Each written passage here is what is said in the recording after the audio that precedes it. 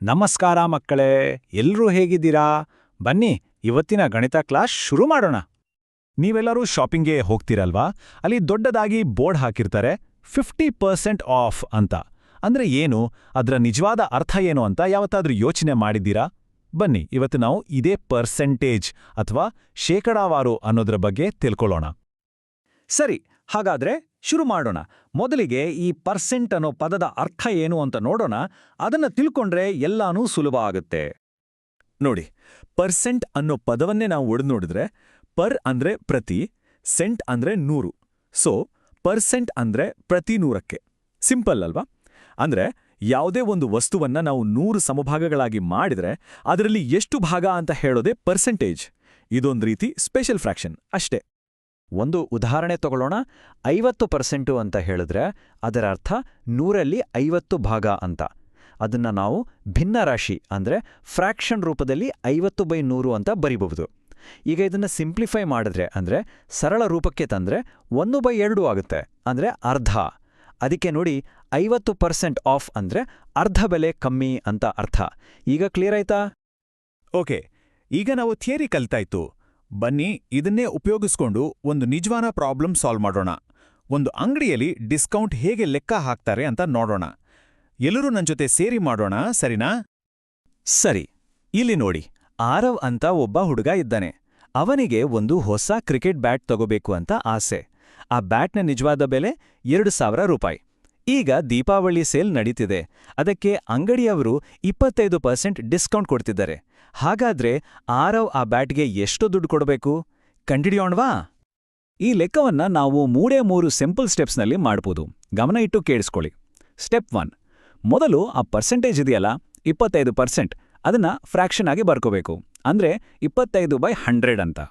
Step 2, ಆ ಫ್ರಾಕ್ಷನಿನ್ನ ಬ್ಯಾಟಿನ original ಬೆಲೆ ಅಂದ್ರೆ 2000 ರೂಪಾಯಿಂದ ಮಲ್ಟಿಪ್ಲೈ ಮಾಡಬೇಕು.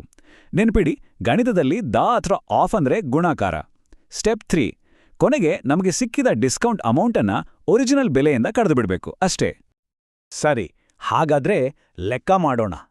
2000 ರೂಪಾಯಿಯ 25% ಎಷ್ಟು? ಅಂದ್ರೆ 25/100 ಇಂಟು 2000. ಲೆಕ್ಕ ಮಾಡಿದ್ರೆ ಎಷ್ಟು ಬರುತ್ತೆ? ಕರೆಕ್ಟ್, 500 ರೂಪಾಯಿ. ಅಂದ್ರೆ ಆರವ್ಗೆ 500 ರೂಪಾಯಿ ಡಿಸ್ಕೌಂಟ್ ಸಿಕ್ಕಿದೆ ಅಂತ ಅರ್ಥ. ಒಂದು ನಿಮಿಷ, ಹಾಗಾದ್ರೆ ಬ್ಯಾಟ್ ಬೆಲೆ 500 ರೂಪಾಯಿನಾ? ಖಂಡಿತ ಇಲ್ಲ, ಇದು ನಮ್ಗೆ ಸಿಕ್ಕಿರೋ ರಿಯಾಯಿತಿಯಷ್ಟೇ. ನಾವು ಕೊಡಬೇಕಾದ ಹಣವನ್ನ ಕಂಡುಹಿಡಿಯೋಕೆ ಒರಿಜಿನಲ್ ಬೆಲೆಯಿಂದ ಈ ಡಿಸ್ಕೌಂಟನ್ನ ಕಳಿಬೇಕು. ಅಂದ್ರೆ 2000 ರೂಪಾಯಿಯಿಂದ 500 ರೂಪಾಯಿಯನ್ನ ಮೈನಸ್ ಮಾಡಬೇಕು. ನೋಡಿದ್ರಾ? ಉತ್ತರ ಬಂತು, 1500 ರೂಪಾಯಿ. ಸೊ ಆರವ್ ಆ ಕ್ರಿಕೆಟ್ ಬ್ಯಾಟ್ಗೆ ಕೊಡ್ಬೇಕಾಗಿರೋದು ಬರೀ 1500 ರೂಪಾಯಿ ಅಷ್ಟೇ.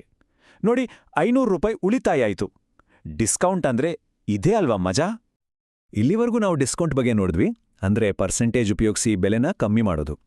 ಆದ್ರೆ ಯಾವಾಗ್ಲೂ ಕಮ್ಮಿ ಮಾಡೋದಕ್ಕೆ ಮಾತ್ರ ಪರ್ಸೆಂಟೇಜ್ ಬಳಸಲ್ಲ.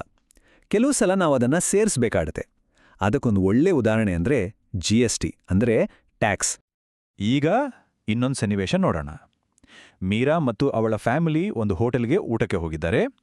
ಅವರ ಫುಡ್ ಬಿಲ್ 1000 ರೂಪಾಯಿ ಆಗಿದೆ. ಆ ಬಿಲ್ ಜೊತೆಗೆ 18% GST ಅಂತ ಕೂಡ ಹಾಕಿದ್ದಾರೆ.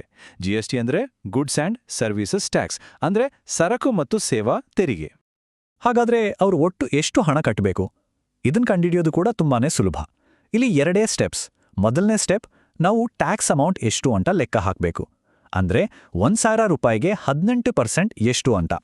ಎರಡನೇ ಸ್ಟೆಪ್, ಆ ಟ್ಯಾಕ್ಸ್ ಅಮೌಂಟ್ನ ನಮ್ಮ ಊಟದ ಬಿಲ್ಗೆ ಸೇರಿಸ್ಬೇಕು, ಅಂದ್ರೆ ಆಡ್ ಮಾಡಬೇಕು. ಬನ್ನಿ ಲೆಕ್ಕ ಮಾಡೋಣ.